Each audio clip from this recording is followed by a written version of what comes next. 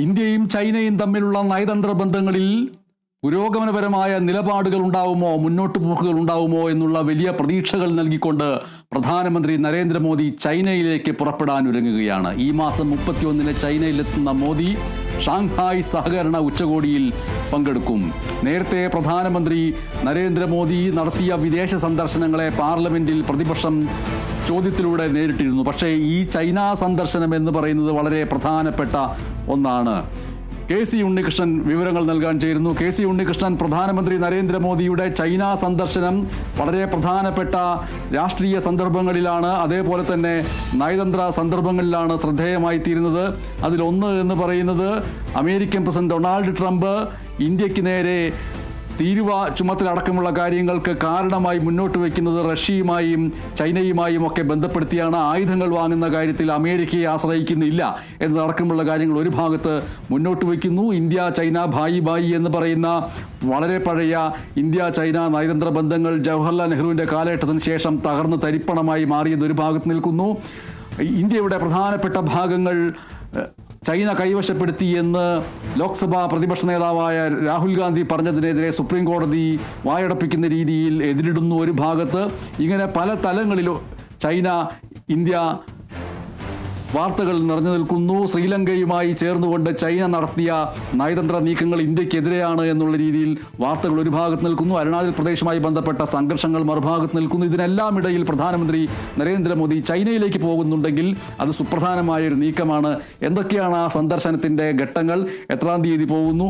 എത്ര വരെ ഉണ്ടായിരിക്കും? ഏതൊക്കെ നടപടിക്രമങ്ങളിലൂടെ ആയിരിക്കും മുന്നോട്ട് പോവുക? തീർച്ചയായും വളരെ നിർണായകമായ ഘട്ടത്തിലാണ് പ്രധാനമന്ത്രിയുടെ ചൈനീസ് സന്ദർശനം എന്നതാണ് എടുത്തു പറയേണ്ട കാര്യം. എന്തായാലും 2 ദിവസത്തെ സന്ദർശനത്തിനായാണ് പ്രധാനമന്ത്രി ചൈനയിലേക്ക് പോകുന്നത്. ഈ മാസം 31 തീയതികളിലാണ് ഈ സന്ദർശനം ഷെഡ്യൂൾ ചെയ്തിരിക്കുന്നത്. എന്തായാലും പ്രാദേശിക സുരക്ഷ, ഭീകരവാദം, വ്യാപാരം തുടങ്ങിയ വിഷയങ്ങൾ ചർച്ച ചെയ്യുന്ന ഉച്ചകോടി, അതായത് ഷാങ്ഹായ് സഹകരണ ഉച്ചകോടിയിൽ പങ്കെടുക്കാനായാണ് ഈ മാസം 31-ന് മോദി ചൈനയിലേക്ക് എത്തുന്നത്. 31 തീയതികളിൽ മോദി ചൈനയിൽ ഉണ്ടാകുമെന്നതാണ് ഇപ്പോൾ അറിയിച്ചിരിക്കുന്നത്.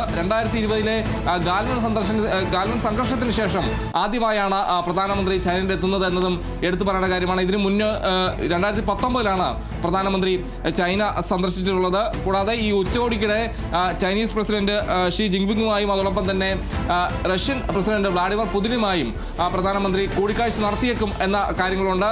കൂടുതൽ നയതന്ത്ര കാര്യങ്ങളെല്ലാം തന്നെ ഈ വിഷയത്തിൽ ചർച്ചയാകും. MS സൂചിപ്പിച്ച പോലെ ആയുധ കരാർ അടക്കമുള്ള അല്ലെങ്കിൽ പദ്ധതി അടക്കമുള്ള കാര്യങ്ങളെല്ലാം തന്നെ ഈ റഷ്യൻ പ്രസിഡന്റ് പുടിനുമായുള്ള ചർച്ച ചെയ്തേക്കും എന്ന കാര്യങ്ങളെല്ലാം, അല്ലെങ്കിൽ കൂടിക്കാഴ്ചയിൽ ചർച്ച ചെയ്തേക്കും എന്ന കാര്യങ്ങളെല്ലാം തന്നെ ഇപ്പോൾ പുറത്തു വരുന്നുണ്ട്. എന്തായാലും വളരെ നിർണായകമായ ഒരു ഘട്ടത്തിൽ തന്നെയാണ് ഈ സന്ദർശനം എന്നതും പറയേണ്ടിയിരിക്കുന്നു.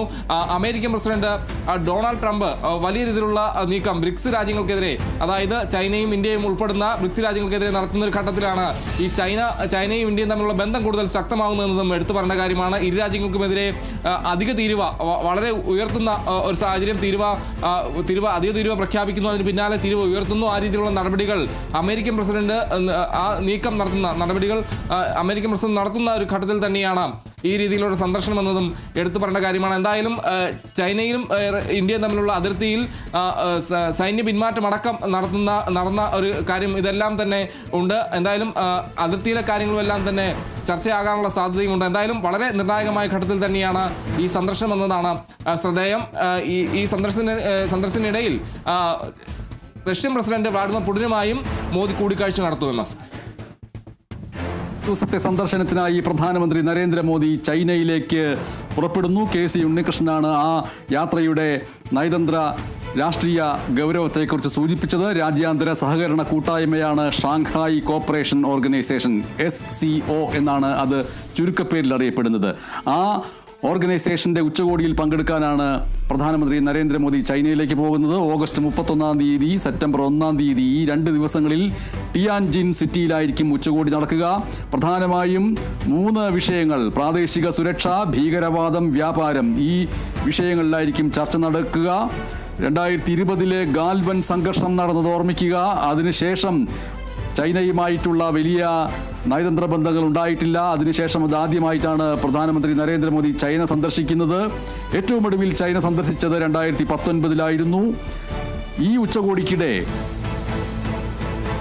ചൈനീസ് പ്രസിഡന്റ് ഷീ ജിൻപിങ്ങുമായും റഷ്യൻ പ്രസിഡന്റ് വ്ളാദിമിർ പുടിനുമായും അനൗദ്യോഗികമായിട്ടുള്ള കൂടിക്കാഴ്ച നടത്താൻ സാധ്യതയുണ്ട്. പക്ഷേ സ്ഥിരീകരിക്കപ്പെട്ടിട്ടില്ല. നേരത്തെ ഓർക്കുക, 2024 ഒക്ടോബറിൽ കസാനിൽ നടന്ന ബ്രിക്സ് ഉച്ചകോടിയിൽ മോദിയും ഷീ ജിൻപിങ്ങും കൂടിക്കാഴ്ച നടത്തിയിരുന്നു. ചൈനയിലേക്കുള്ള ഈ 2 ദിവസത്തെ സന്ദർശനത്തിന് മുന്നോടിയായിട്ട് ഓഗസ്റ്റ് 30-ന് മോദി ജപ്പാനും സന്ദർശിക്കുന്നുണ്ട് എന്നുള്ള കാര്യവും ഈ വാർത്തയോടൊപ്പം കൂട്ടിച്ചേർക്കുന്നു KC ഉണ്ണികൃഷ്ണൻ.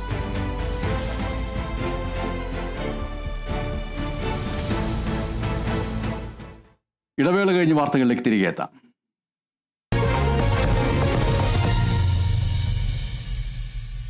ഇനി വെറുമൊരു ജോലിയല്ല, നല്ലൊരു കരിയറാണ്